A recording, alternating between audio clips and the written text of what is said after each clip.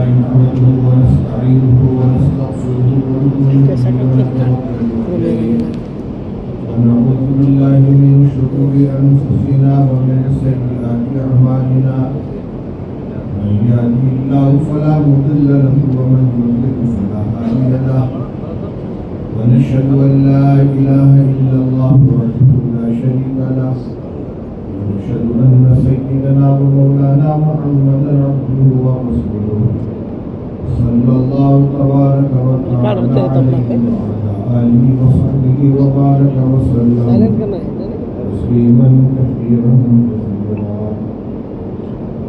أما بعد فقد قال رسول الله صلى الله عليه وسلم يحمل هذا العلم من كل خلف عدوه ينفون عن تأويل الجاهلين وتحريف الغالين وانتحال المبطلين. وقال رسول الله صلى الله عليه وسلم كلكم راع وكلكم مسؤول عن رعيته. وكما قال رسول الله صلى الله عليه وسلم.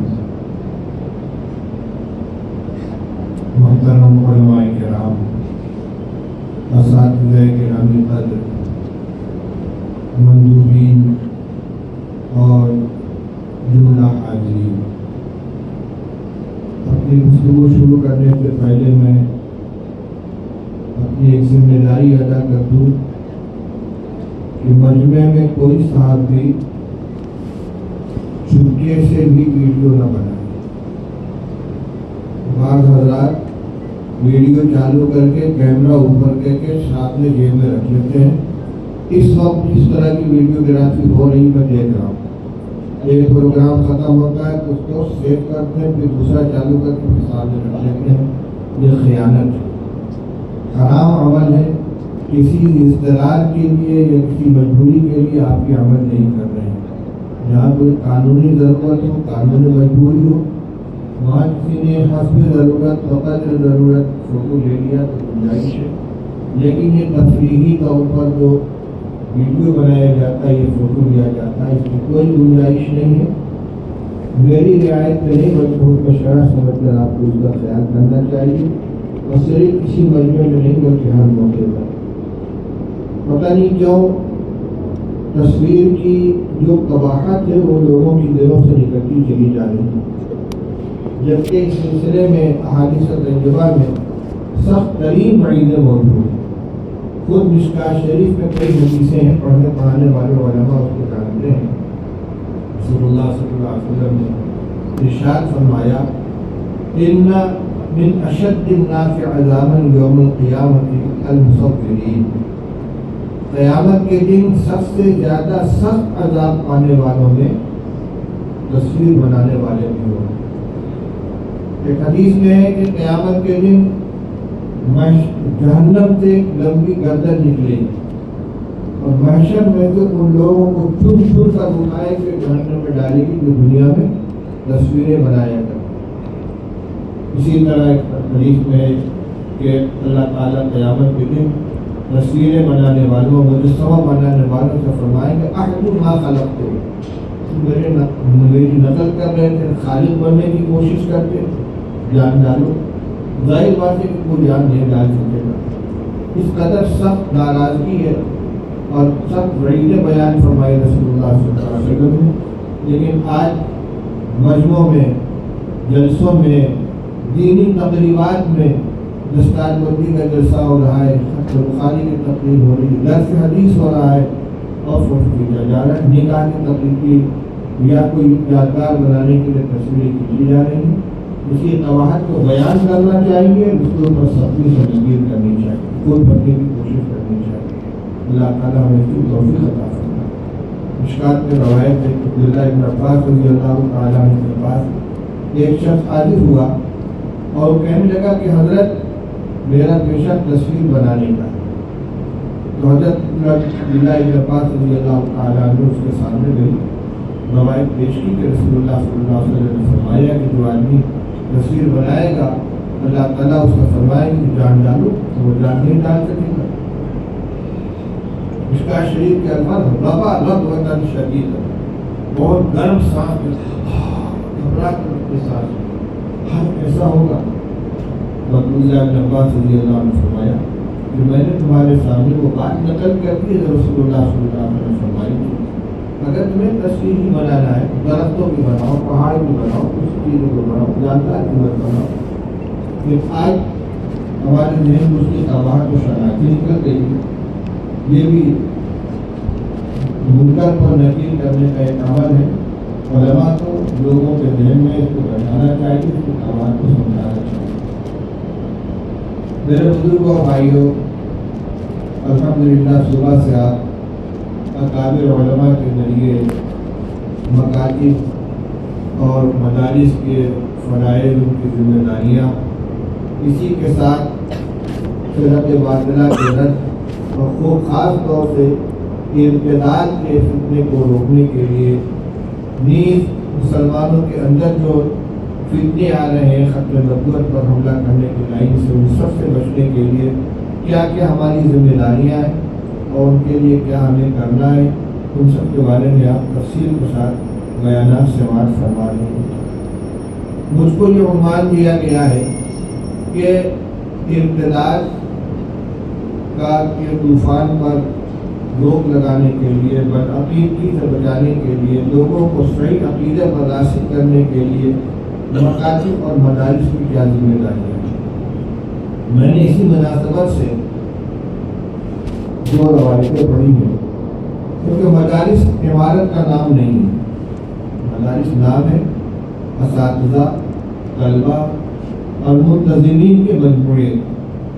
یہ جہاں بیٹھ جائیں گے، چاہے ہتھوڑا میں چھپر بنا کر بیٹھ جائیں، چاہے عالیشان عمارتوں کے اندر بیٹھ جائیں، وہ مدرسے کی شکل پا جائے گا اور اپنی خدمت کام شروع کر دے گا. تو مدارس اصل میں یہ ان افراد کے مجموعے کا نام ہے، پڑھنے والے ہوں، پڑھانے والے ہوں، انتظام کرنے والے ہوں.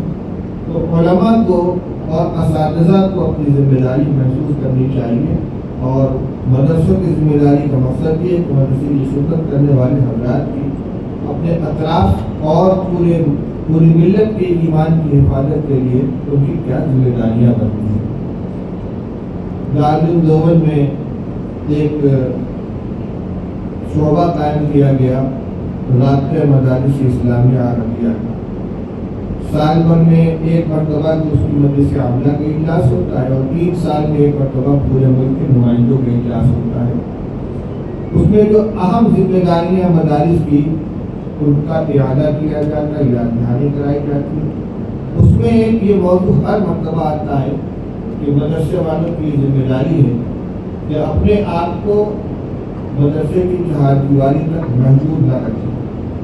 ان کا کام صرف یہ نہیں ہے کہ مدرسے میں آنے والے بچوں کی تعلیم کا انتظام کریں، چاہے وہ نورانی قاعدہ بغدادی یا سند القرآن اور ابتدائی کتابیں ہوں، چاہے وہ درس نظامی کی اعلیٰ کتابیں ہوں.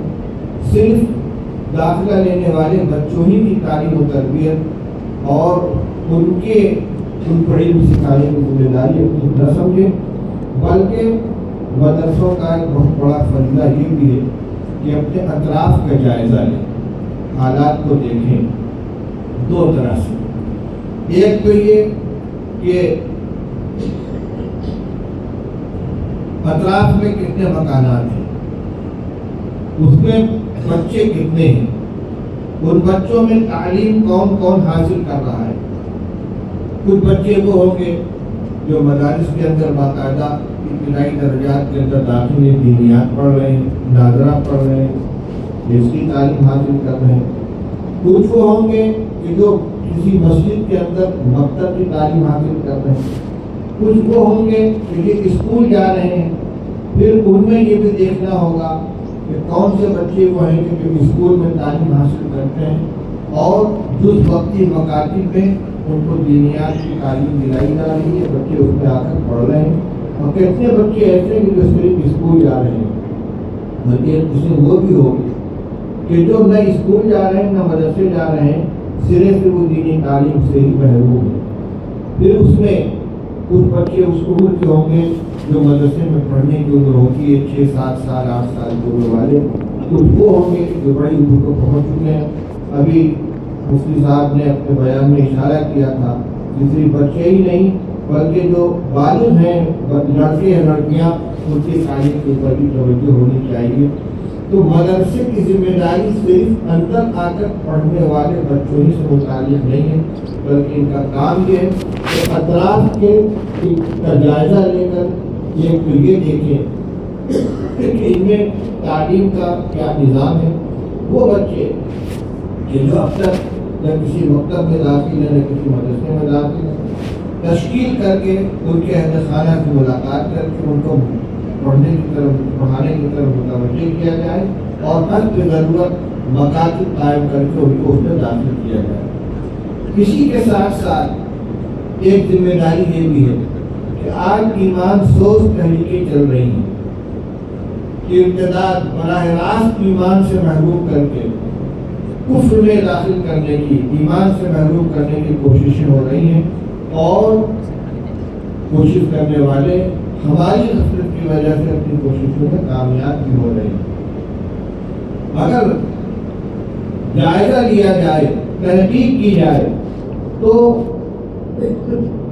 بہت بڑی تعداد ایسے نوجوانوں کی نکلے گی کہ جو پیدائشی طور پر مسلمان ہیں والدین ان کے مسلمان ہیں مسلمان گھرانے میں وہ پیدا ہوئے ہیں پلے ہیں پڑھے ہیں لیکن وہ ایمان جانتے ہی نہیں کس چیز کا نام ہے مطلب نہیں جانتے. کلمہ طیبہ لا الہ الا اللہ محمد رسول اللہ اشہد ان لا الہ الا اللہ و اشہد ان محمد عبدہ و رسولہ اس کلمے سے بھی واقف نہیں. مجھے بھی نہیں جانتے کہ مسلمان ہونے کا مطلب کیا ہوتا ہے. جن چیزوں کے جاننے اور ماننے کا نام اسلام ہے اور ہمیں مسلمان ہونے کیسے سے ہمارا عقیدہ کیا ہونا چاہیے. بہت بڑی تعداد ہے. ہمارے دارالعلوم دیوبند کے نائب محتمم ہیں حضرت مولانا عبدالخالق صاحب مدراسی مزید مخدوم فرما رہے تھے کہ ایک جگہ مجلس نکاح میں بیٹھا ہوا تھا. کسی وجہ سے نکاح میں کچھ دیر تھی تو میں نوشے سے گفتگو کرنے لگا. میں نے اس سے پوچھا کیا نام ہے بھائی؟ اس کا نام بتایا. کہ کلمہ جانتے ہو؟ کلمہ کیا ہوتا ہے؟ کہ لا الہ الا اللہ محمد رسول اللہ. یہ تو میں نے تو نہیں سنا ہے. مسلمان نوشہ ہے نکاح پڑھانے کے لیے آئے ہیں تو جانتا ہی نہیں کہ لا الہ الا اللہ محمد رسول اللہ کی کوئی چیز ہے. چند سال پہلے مغربی اتر پردیش میں بہت زبردست قسم کا فساد ہوا تھا. مظفر نگر شاملی وغیرہ کے علاقے میں بہت سے لوگ اجاگر خاتمہ برباد ہو گئے. مسلمانوں نے خاتموں سے جمعیت الماہین نے اور بہت سے اداروں نے ان کی حفاظ آباد کاری کے لیے محنتیں کی. اس کو سروے کیا گیا کون کون لوگ مسلمان ہیں کون کون سے گھرانے جو اس میں مجروح ہوئے ہیں متاثر ہوئے. ایک معمر بزرگ مسلمان ان سے کسی نے پوچھا بابا آپ کس کی امت میں ہیں؟ کبھی کا مولانا سے یادوں کی یہ وہ ہے مسلمان کے لیے. ہمارے اطراف میں ہمارے مدرسے کے اطراف میں بھی بہت سے نوجوان ایسے ہوں گے کہ جو کبھی مسجد نہیں جانتے.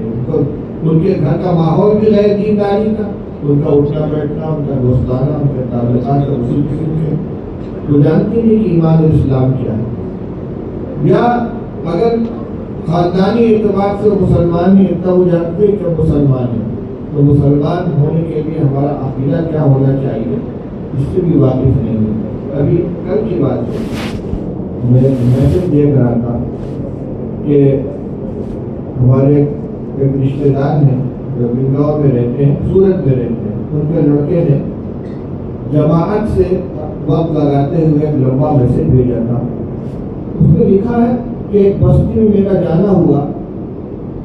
مجھے معلوم یہ ہوا کہ یہاں مسلمانوں کی اکثریت 80% مسلمان ہیں لیکن میری جس سے ملاقات ہو رہی ہے آپ کا کیا نام ہے؟ سورج. آپ کا کیا نام ہے؟ منگل. آپ کا نام کیا ہے؟ ارجن. معاملہ کیا ہے؟ معلوم وہاں ایک تنظیم ہے جو لوگوں کی امداد کرتی ہے. سال میں 2 مرتبہ فی کا 5,000 یا 10,000 روپیہ نقد دیتی ہے اور راشن دیتی ہے. لیکن اس کے لیے شرط یہ کہ اپنا نام ہندو ہونا چاہیے. لوگوں نے ہندو کے نام کے مطابق اپنا آدھار کارڈ بنوا رکھا ہے، اس کو جا کے پیش کرتے ہیں اور اس کے مطابق ان کو وہ چیز دی جاتی ہے، اور یہ تقریباً 20-25 سال سے چل رہا ہے۔ وہ تو جنہوں نے اپنا نام تبدیل کرایا ہے اور اپنے بچوں کا نام اسی طرح رکھ رہے ہیں، ایک نسل اور گزرے گی تو پوری کی پوری بستی میں کوئی ایک مسلمان نام والا شخص نہیں رہے گا، اور ان کو بتایا جائے کہ تمہارے تو آبا و اجداد مسلمان نہیں تھے، غیر مسلم تھے، ان کا یہ نسب نامہ ہے، تمہارے باپ کا یہ نام ہے، تمہارے دادا کا یہ نام ہے۔ کس طریقے سے ایمان سے محروم کرنے کے لیے سازشیں کی جا رہی ہیں، تدبیریں کی جا رہی ہیں، یہ مدرسوں والوں کی ذمہ داری ہے کہ اپنے اطراف کا جائزہ لیں، اور دو طریقے سے حفاظت اور دفاع کیا جا سکتا ہے، اور دونوں کام ہمیں کرنا ضروری ہے۔ ایک تو ہے قبل از وقت فتنہ ارتداد کو مبتلا ہونے سے بچانے کی تدبیریں کرنا، اس کے لیے ایک تو یہ کہ کوئی بھی بچہ یا بچی بنیادی دینی تعلیم سے محروم نہ رہ جائے، اس کی کوشش کرنا، نئی نسل سے آغاز کریں۔ چھوٹا بچہ ہے، منظم مکاتب کے ذریعے کسی بھی نام سے ہو، کسی بھی تنظیم کے ذریعے ہو، دینی تعلیمی بورڈ کے ذریعے ہو، دینیات کے ذریعے یا کسی بھی ادارے کے ذریعے ہو، مکتب کے اندر بچوں کو لا کر اجتماعی تعلیم کے ذریعے ان کو تعلیم سے جوڑا جائے۔ اسی کے ساتھ تعلیم بالغہ کا انتظام کرنا ضروری ہے۔ اپنے مدرسے میں ایک درسگاہ، دو درسگاہ اس کے لیے خاص کر دیں۔ ابھی آپ اساتذہ کرام اور علماء کرام کے بارے میں سن رہے تھے کہ ان کی ذمہ داری ہے کہ ان کا علم لازم نہیں بلکہ متعدی ہونا چاہیے، اور متعدی ہونے کا مطلب کیا ہوگا؟ جہاں ہم سے مطالبہ ہوگا صرف ہم وہیں اپنے علم کی کا سلسلہ آگے جاری کریں گے، یہ حقیقت میں ذمہ داری کی ادائیگی نہیں ہوگی۔ ہمیں خود جائزہ لے کر دیکھنا چاہیے اور کوشش کرنی چاہیے کہ ہمیں کہاں کہاں تعلیم کے سلسلے کو جاری کرنے کی ضرورت ہے۔ تو اساتذہ کرام، خاص طور سے وہ اساتذہ جو دارالاقامہ کے اندر رہتے ہیں، جن کا وہی قیام ہے، جو بچوں کی بھی نگرانی کرتے ہیں، پاک افراد کے ذمے شعبہ کی نگرانی بھی ہوتی ہے، کوئی دارالاقامہ کے ذمہ دار ہے، کوئی کتب خانے کے ذمہ دار ہے، کوئی مکتب کا ذمہ دار ہے، جن کا پورا وقت مدرسے کے اندر گزرتا ہے۔ یہ حضرات 1 گھنٹہ 2 گھنٹہ نوجوانوں بچوں کی تعلیم کے لیے صرف کریں، اور ان کی درخواست کا انتظار نہ کریں۔ یہاں بھی میں وہی بات عرض کروں گا، جائزہ لیا جائے، سروے کیا جائے، کتنے نوجوان وہ ہیں کہ جو دینی علوم سے محروم ہیں، چاہے وہ اسکول کالج کے پڑھنے والے ہوں یا اپنے گھر کے کام کاج کے اندر لگے ہوں، لیکن اگر ان کے پاس دینی معلومات نہیں ہیں، ان کی تشکیل کر کے نظام بنا کر تعلیم بالغہ کا مدرسے میں نظام قائم کیا جائے۔ 1 گھنٹہ 2 گھنٹہ اپنی اپنی سہولت کے اعتبار سے ان کو قرآن پڑھایا جائے، ان کو تعلیم الاسلام ہے یا اس طریقے کی جو بنیادی کتابیں جس میں ایمان کی تعریف ہے، ایمانیات کا بیان ہے، ان کو پڑھایا جائے، ان کو سمجھایا جائے کہ مسلمان ہونے کی کیا معنی ہے۔ جب وہ ایمان کی حقیقت کو سمجھیں گے تبھی ایمان کی قدر کریں گے، اس کی حفاظت کی کوشش کریں گے۔ آپ جانتے ہیں کہ آج نوجوانوں میں تشکیل پیدا کرنے کے لیے، اپنے دین کے سلسلے میں شک و شبہ پیدا کرنے کے لیے مختلف سطح پر کوششیں ہو رہی ہیں۔ بعض بدبخت جنہوں نے اسلام کا علیحدہ گردن سے نکال پھینکا ہے، نعوذ باللہ مرتد ہو گئے، باقاعدہ ایکس مسلم کے نام سے چینل چلا رہے ہیں، اور ایسے بدبخت اکٹھا ہو کر اپنے اپنے گویا تجربات بیان کرتے ہیں، اور ہمارے نوجوان جن کے پاس ملٹی میڈیا موبائل ہے، اوپر آنے والی ہر تحریک کو، ہر تحریر کو، ہر بیان کو سننا اپنی ذمہ داری سمجھتے ہیں۔ ان کے کان میں ان کی آوازیں تو پہنچتی ہیں، ان کی تقریریں پہنچتی ہیں، ان کے بیانات پہنچتے ہیں، لیکن علماء سے ان کا تعلق نہیں ہے۔ مسجدوں میں جمعہ کے خطبے میں جو بیانات ہوتے ہیں اس سے ان کا کوئی تعلق نہیں ہے، دینی کتابوں کا مطالعہ نہیں کرتے، یک طرفہ طور پر تشکیل مضامین ان کے کان میں، ان کے دل و دماغ میں پہنچتے ہیں اور ان کو متاثر کرتے ہیں۔ تو ان فکروں کا جائزہ لے کر اور ایسے نوجوانوں کے ایمان کی حفاظت کرنا یہ ہمارے مدارس کی اور مکاتب کی ذمہ داری ہے۔ حضرت مولانا محبوب الرحمان صاحب رحمۃ اللہ علیہ سابق محترم تعلیم دیوبند نے بہت پہلے رابطہ مدارس اسلامیہ سے مربوط تمام مدارس کو یہ مکتوب ارسال فرمایا تھا کہ ہر مدرسہ اپنے بجٹ کا 10% حصہ مکاتب کے قیام پر صرف کرے۔ ہمارے صدر محترم مولانا سید محمود صاحب دامت برکاتہ نے اس میں تھوڑی سی تسہیل پیدا کر دی کہ بھائی اگر کوئی مدرسہ اتنی صلاحیت نہیں رکھتا کہ پورا 10% خرچ کرے تو کچھ نہ کچھ تو خرچ کرنا چاہیے، مکاتب کے قیام کو اہمیت دینی چاہیے۔ مکاتب کے قیام کی یہ تحریک صرف تعلق دیوبندی کی طرف سے نہیں چل رہی ہے، بلکہ متعدد ادارے، متعدد تنظیمیں، جماعتیں اس سلسلے میں لوگوں کو آمادہ کر رہی ہیں۔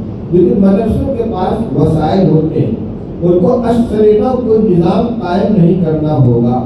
جیسے مدرسے کے بہت سے شعبے ہیں، اس میں ایک شعبہ مکاتب کا بھی قائم کر دیا جائے، کسی کو ذمہ دار بنا دیا جائے، وہ اطراف کا جائزہ لیں، مساجد کا سروے کریں، بستی کے اندر اور اطراف میں کتنی مسجدیں ہیں، کتنی مسجدوں کے اندر مکاتب چل رہے ہیں، پھر وہ مکاتب کے اندر مسجد کے کتنے بچے آ رہے ہیں، کتنے نہیں آ رہے ہیں، جس کو ایک مشن بنا کر اس کے لیے محنت کرنی چاہیے۔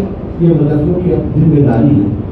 اگر اس میں غفلت برتیں گے تو پھر وہی جو ابھی آپ کے سامنے بات آئی ہے، کلکم راع وکلکم مسئول عن رعیتہ، تم میں کا ہر شخص ذمہ دار ہے اور ہر ایک سے اس کے ماتحت کے بارے میں پوچھا جائے گا، سوال کیا جائے گا۔ میں ایک بات عرض کرتا ہوں، کسی بستی کے اندر وبائی بیماری پھیل گئی ہے، لوگ مر رہے ہیں، بیمار پڑ رہے ہیں، اور وہاں ماہر ڈاکٹروں کی ٹیم موجود ہے، کیا ان ڈاکٹروں کو مجرم نہیں قرار دیا جائے گا؟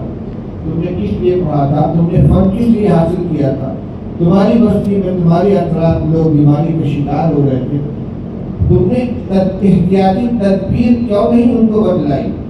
احتیاطی تدبیر کیوں نہیں استعمال کرائی؟ پھر جو لوگ مبتلا ہو گئے تو ان کے علاج کی طرف کی فکر کیوں نہیں کی؟ تو جس طرح روحانی بیماری سے بچانے کے لیے ڈاکٹروں کو قبل از وقت احتیاطی ٹیکے لگانے پڑتے ہیں، چھڑکاؤ کیا جاتا ہے دواؤں کا، لوگوں کو کے اندر بیداری پیدا کی جاتی ہے، بیماری سے بچنے کے لیے آپ کو یہ کام کرنا ہے، ٹیمیں اس کے لیے متحرک ہوتی ہیں۔ پھر خدا نخواستہ اگر بیماری پھیل جائے تو وہی ڈاکٹروں کی ٹیم نکلتی ہے اور بیماروں کے علاج کے لیے تدبیریں کرتی ہے۔ کیمپ لگائے جاتے ہیں، ٹینٹ کار لگائے جاتے ہیں۔ میرے بھائیوں، اس طرح جسمانی بیماریوں کے لیے ڈاکٹروں کی ذمہ داری بنتی ہے، اسی طرح ایمان کو غالب کرنے والے اور روحانیت کو متاثر کرنے والے جو فتنے ہیں، روحانی بیماریاں ہیں، ان سے بچانے کے لیے علماء کرام کی اہل مدارس کی ذمہ داری ہے۔ صرف اپنے مدرسے کی عمارت اور اس کی ترقی اور تعمیر اور طلبہ کی تعداد کے اضافے پر توجہ نہیں ہونی چاہیے۔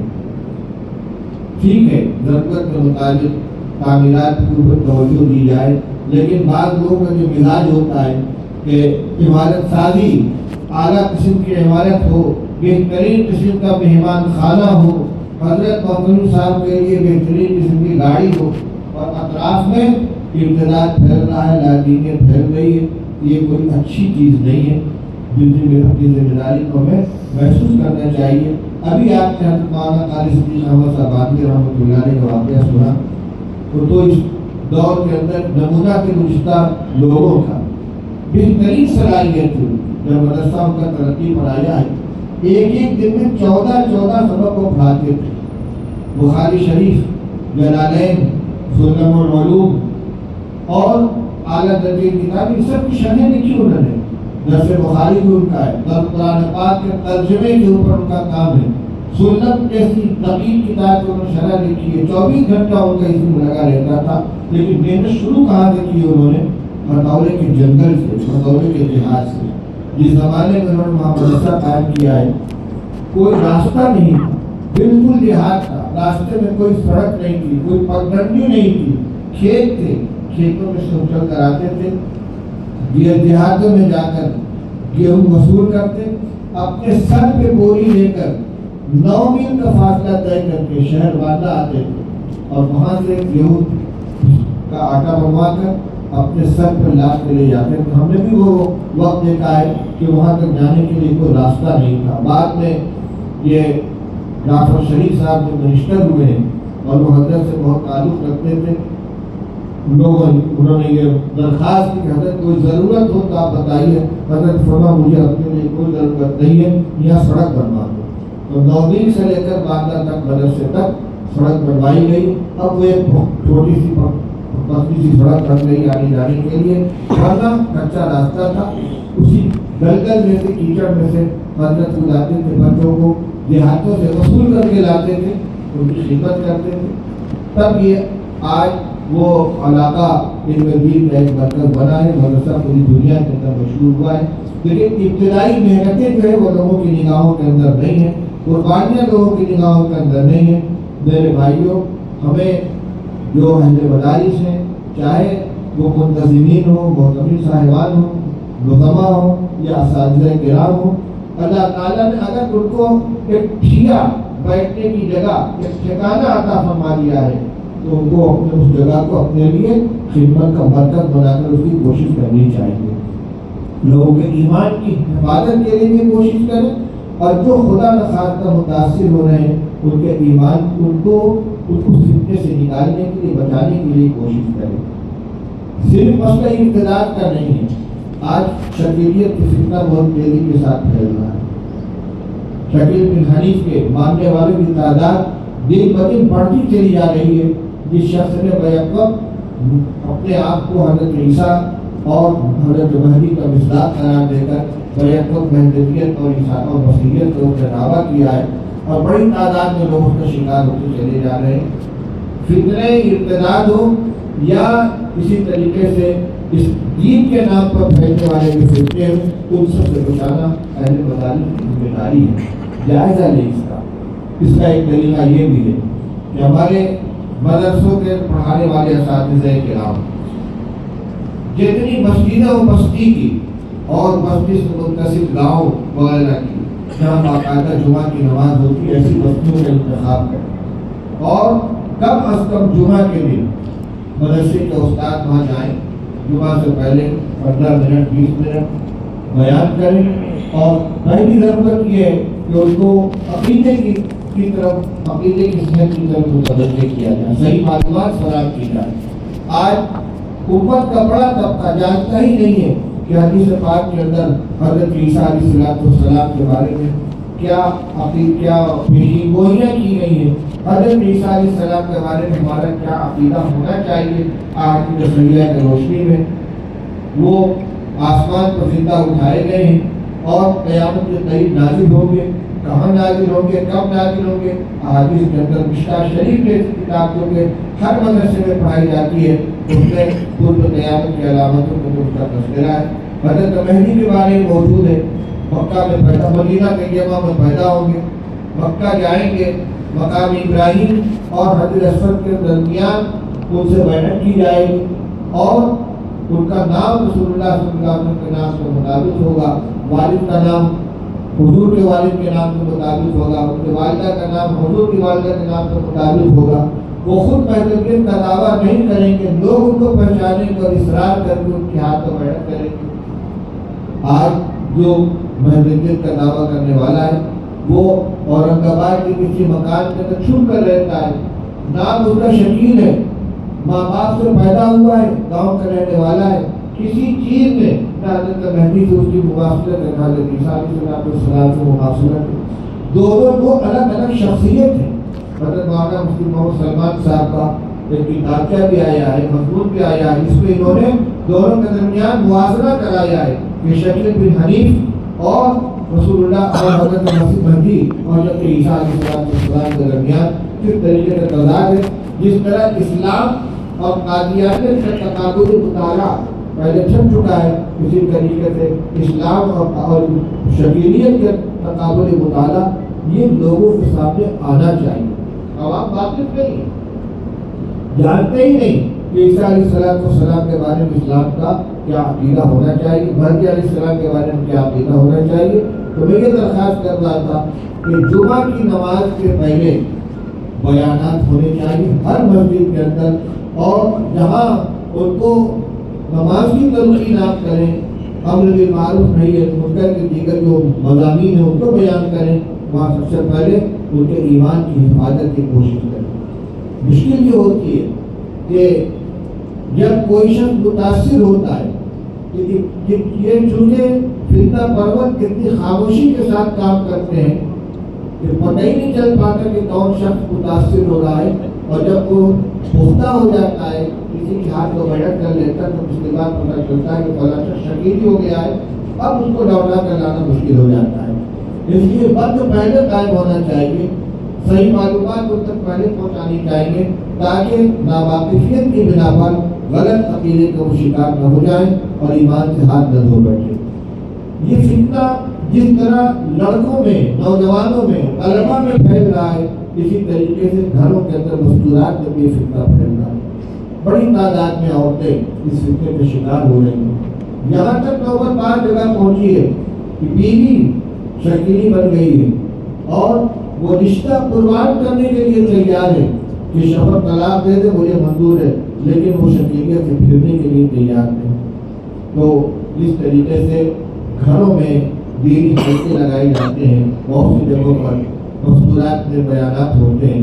علماء کرام کو اور اہل مدارس کو اس کا بھی نظم کرنا چاہیے کہ علاقے کے کسی وسیع مکان میں جہاں 25-50 مستورات اکٹھا ہو سکتی ہوں، دن کے وقت وہ اکٹھا ہو اور علماء پردے میں بیٹھ کر ایک دو سامعین کے سامنے ان کو مخاطب کر کے اور عورتوں کو مخاطب کر کے صحیح عقیدے کی ان کو تعلیم دے۔ بس اس کے بارے میں شکیل بن حنیف کا فکرہ ہے، حضرت عیسیٰ علیہ السلام، حضرت مہدی علیہ السلام اور دجال کے بارے میں جب پیشین گوئیاں ان کو بتائیں، ایمان کی حقیقت کو سمجھائیں۔ کتنی لڑکیاں ہیں جو غیروں کے ساتھ چلی گئی ہیں اور آج بھی یہ فتنہ چل رہا ہے، اس کی وجہ کیا ہے؟ دو وجہیں ہیں۔ ایک تو اللہ معاف فرمائے ہم نے خود ساختہ رسم و رواج و پابندیوں کی بنا پر بچیوں کے نکاح کو اتنا دشوار بنا دیا ہے کہ بچیاں بڑی ہو جاتی ہیں، ان شادی کی عمر کو پہنچ جاتی ہیں اور انتظامات نہیں ہو پاتے اور پھر ان کے جذبات غلط راستے پر نکل جاتے ہیں، وہ غیروں کے ساتھ چلی جاتی ہیں۔ تو ایک تو یہ اصلاح معاشرہ کے سلسلے کی محنت زمینی سطح پر ہونی چاہیے کہ جو بچیاں نکاح کی عمر کو پہنچ جائے فوراً ان کا نکاح ہونا چاہیے۔ رسول اللہ صلی اللہ علیہ وسلم نے حضرت علی رضی اللہ تعالیٰ سے ارشاد فرمایا تھا، یا علی لا تؤخر ثلاثا، علی 3 چیزوں پہ تاخیر مت کرنا۔ اس میں کیا تھا؟ الصلاۃ اذا آنت والجنازۃ اذا حضرت والقیم اذا وجدت لها کفوا۔ نماز کا جب وقت منتخب ہو جائے تو ادائیگی میں تاخیر مت کرنا، جنازہ تیار ہو جائے تو نماز جنازہ اور تدفین میں تاخیر مت کرنا، اور لڑکی کے لیے مناسب رشتہ مل جائے تو نکاح میں تاخیر مت کرنا۔ آج نکاح میں تاخیر کرنے کی وجہ سے چاہے وہ نکاح کی ضروریات کا انتظام نہ ہونے کی وجہ سے ہو یا اس وجہ سے کہ بچی کو ایم اے کرانا ہے، بی اے کرانا ہے، گریجویشن کرانا ہے، 30 سال کی ہو گئی اور 28 سال کی 29 سال کی ہو گئی، ابھی تعلیم حاصل ہو رہی ہے اور اس کے نکاح کی فکر نہیں کی جا رہی، اس وجہ سے کچھ بچیاں چلی جاتی ہیں۔ دوسری وجہ یہ ہے کہ ان کو ان کے نزدیک ایمان کی اور دین کی کوئی اہمیت ہی نہیں، وہ جانتی نہیں کہ ایمان کیا چیز ہے، وہ لباس کی طرح سے گویا اس کو بدلنا اپنے لیے آسان سمجھتی ہیں۔ کل تک ہم مسلمان تھے، آج نعوذ باللہ غیر مسلم ہو گئے، کیا فرق پڑتا ہے کہ عقیدہ اور مذہب کو اپنے اختیاری چیز ہے۔ وجہ یہ کہ ان کو ایمان کی اور عقیدے کی حقیقت اور اہمیت سے واقف نہیں کرایا گیا۔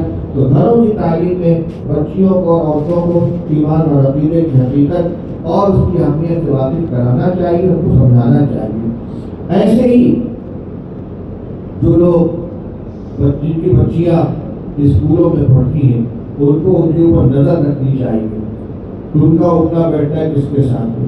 ایک دن ملٹی میڈیا موبائل نے بیڑا گرم کر رکھا ہے، ہر نوجوان لڑکے اور لڑکی کے ہاتھ میں موبائل ہے، کہاں سے ان کی چیٹنگ ہو رہی ہے، کس سے ان کا پیغام رسانی کا سلسلہ چل رہا ہے، کس سے دوستی ہو رہی ہے، کس سے بات چیت چل رہی ہے، کہاں جا رہی ہے کہ والدین بے فکر ہو کر بیٹھے رہتے ہیں اور جب پانی سر سے اوپر گزر جاتا ہے تب اس کے بعد سر پہ ہاتھ رکھ کر روتے ہیں۔ تو میں یاد کر رہا تھا کہ 3 سچیں ہیں ایک ہمارے چھوٹے بچے ہیں ان کی تعلیم کا نظم دیا جائے مکاتب کے ذریعے، اور جو اسکول چلانے والے حضرات ہیں، مسلم مینجمنٹ کے جو اسکول ہیں، وہ اپنے یہاں ابتدائی درجات کے اندر دینیات کا لازم حصہ نصاب تعلیم کے اندر شامل کریں۔ خاص طور سے جو انگلش میڈیم اسکول چل رہے ہیں، صرف اس کی ہوڑ نہیں ہونی چاہیے کہ فلاں اسکول کے مقابلے میں ہمارا معیار تعلیم بہت اونچا ہے، ہمارے بچے گٹپٹ انگریزی بول لیتے ہیں۔ نہیں، اس سے زیادہ ضروری یہ ہے کہ بچہ ابتدا سے ہی ضروری دینی تعلیم سے واقف ہو۔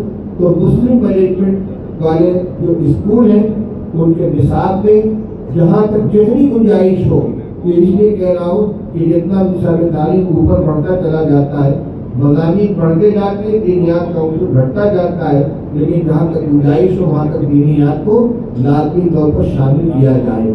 اسی طرح جو بچے اسکول میں جاتے ہیں، غیروں کے اسکول میں جاتے ہیں، ان کو جو وقتی مکاتب کے اندر تشکیل کر کے ان کے دینی تعلیم کا نظام کیا جائے، اور جو بچے اسکولوں میں نہیں پڑھ رہے یا تو فل ٹائم مکتب میں ان کو تعلیم کا نظام ان کے لیے قائم ہونا چاہیے، یا مدارس کے اندر جو پرائمری درجات ہیں، ابتدائی درجات ہیں، ناظرہ اور حفظ و دینیات کے درجات ہیں، اس کو ان کو داخل کیا جائے۔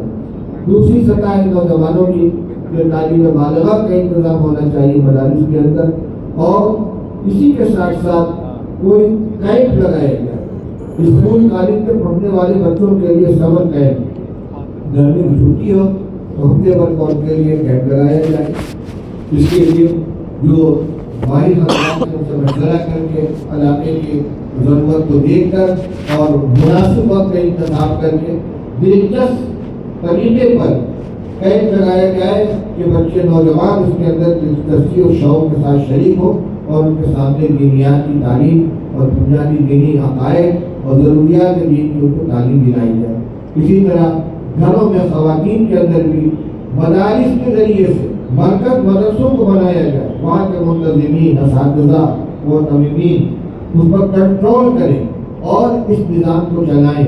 تو جہاں جہاں سے فتنے داخل ہو رہے ہیں اور جن جن راستوں سے عقیدے کی اوپر زد پڑ رہی ہے، یا اسلام سے ہاتھ دھو رہے ہیں، یا مسلمانوں ہی کے اندر غلط عقائد کے اندر جو مبتلا ہو رہے ہیں، ان سب سے بچانے کے لیے اہل مدارس کو اپنی ذمہ داری کو ادا کرنا چاہیے۔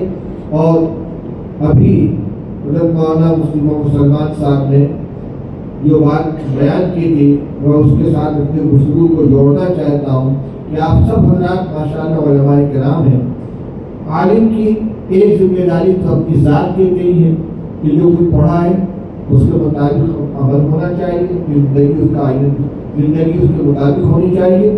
دوسری ذمہ داری یہ بھی ہے کہ ہمارے علم سے امت کو کیا فائدہ پہنچ رہا ہے، ہماری بستی کو کیا فائدہ پہنچ رہا ہے، ہمارے گھر کو کیا فائدہ پہنچ رہا ہے۔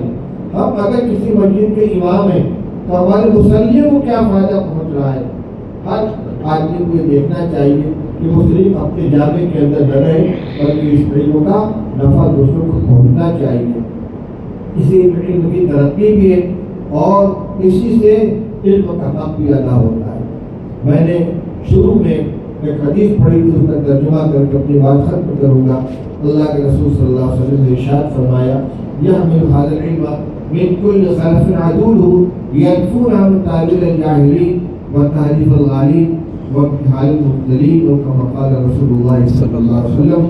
ارشاد فرمایا کہ اس علم کو ہر پیچھے والے سے آگے والے جو عادل ہوں گے، نیک سمجھدار لوگ ہوں گے، ان علم کو حاصل کریں گے۔ جانے والے جائیں گے، ان کے متعلمین، ان کے تلامذہ اس علم کو ان سے حاصل کریں گے۔ پھر ان کا کام کیا ہوگا؟ 3 کام بتایا، ينفون عن تعویل الجاہلین وتحریف الغالین وانتحال المبتلین۔ جاہلوں کے ذریعے جو تعویلات کی جائیں گے دین کے اندر، جتنی بدعات ہیں، خرافات ہیں، اسی طریقے سے یہ شکیلی یا گوہر شاہی فتنے والے، یا اس علاقے میں فیاض بھیا کے نام سے بھی شاید ایک فتنہ چل رہا ہے، ایک صدیق دیندار کا فتنہ چل رہا ہے، فتنے سے چھولے بدل بدل کر آتے ہیں اور سب قرآن و حدیث کی آیات کو مشق ستم بناتے ہیں۔ تو تعویلات جو وہ کرتے ہیں غلط قسم کی، عالم کی ذمہ داری ہے کہ اس تعلیم کو دفع کرے، اس کا صحیح مطلب بیان کرے، ان کی غلط تعلیم کی نشاندہی کرے۔ تحریف الغالین، غلو کرنے والے تو تحریف کرتے ہیں کہ اصل جو مراد ہے قرآن پاک کی، احادیث کی، فقہ اور حدیث کی کتابوں کی، اس کو بدل کر اس کے خلاف معنی پر اس کو معمول کرتے ہیں، جس کو تحریف کہا جاتا ہے۔ تحریف کا لفظ ایک عام معنی رکھتا ہے، عام فہم لفظ ہے، اس کو بھی علماء کی ذمہ داری قرار دیا گیا کہ وہ تحریف الجاہلین کو، تحریف الغالین کو دفع کرے، ختم کرے، نشاندہی کرے کہ دیکھو یہاں پر اس طریقے سے تحریف کی گئی ہے، اس کو اس طریقے سے بدلا گیا ہے، اس کی یہ غلط معنی بیان کیے گئے ہیں۔ وانتہائی مبتدی، اسی طرح جو باطل پرست نئی نئی چیزیں گڑھ گڑھ کر لاتے ہیں اور مسلمانوں کے اندر اس کو رائج کرتے ہیں، چاہے وہ باطل عقیدہ ہو، چاہے وہ باطل عمل ہو، چاہے وہ رسم و رواج و خرافات ہو، چاہے وہ باطل عقائد ہو، ان سب کو گڑھی ہوئی چیزوں کو نشاندہی کریں۔ یہ علماء کا کام ہے۔ تحریف ہو، تعدیل ہو، رمزہ ہو، ان ساری چیزوں کو نشاندہی کریں۔ یہ ہر عالم کی ذمہ داری ہے، وہ صرف مدرسے میں پڑھا کر یا انتظام کر کے اپنی ذمہ داری سے گمدوش نہیں ہو جائے گا۔ اگر اس نے علم حاصل کیا ہے تو اللہ کے رسول صلی اللہ علیہ وسلم کی ارشاد کی بنا پر اس کو دیکھنا ہوگا کہ میرے سامنے ان فرائض میں سے کون سا فریضہ ہے جس کو میں کس طریقے سے ادا کر سکتا ہوں۔ میں بولنے کی پوزیشن میں بالکل نہیں تھا، کچھ طبیعت بھی خراب ہے اور اللہ نے فضل فرمائے کہ درمیان میں کھانسی نہیں آئی، تو مسلسل کھانستا ہوا آیا ہوں، لیکن اللہ نے اتنی بات کہلوا دی ہے اور یہ تو آخری حصہ ہے کہ میں صبح بھی میں جہاں تک سمجھتا ہوں آپ کے لیے اس میں سے کوئی بات نئی نہیں ہوگی، علماء کی زبانی تمام باتیں آپ کے سامنے آ چکی ہوں گی، قرض مقرر کے طور پر دوبارہ آپ کے سامنے پیش کی گئی۔ اللہ تعالیٰ ہم سب کو اس پر عمل کرنے کی توفیق عطا فرمائے، ہماری ذمہ داری کا ہمیں احساس عطا فرمائے اور ذمہ داری سے بڑا ہونے کی توفیق بخشے۔ وآخر دعوانا الحمدللہ۔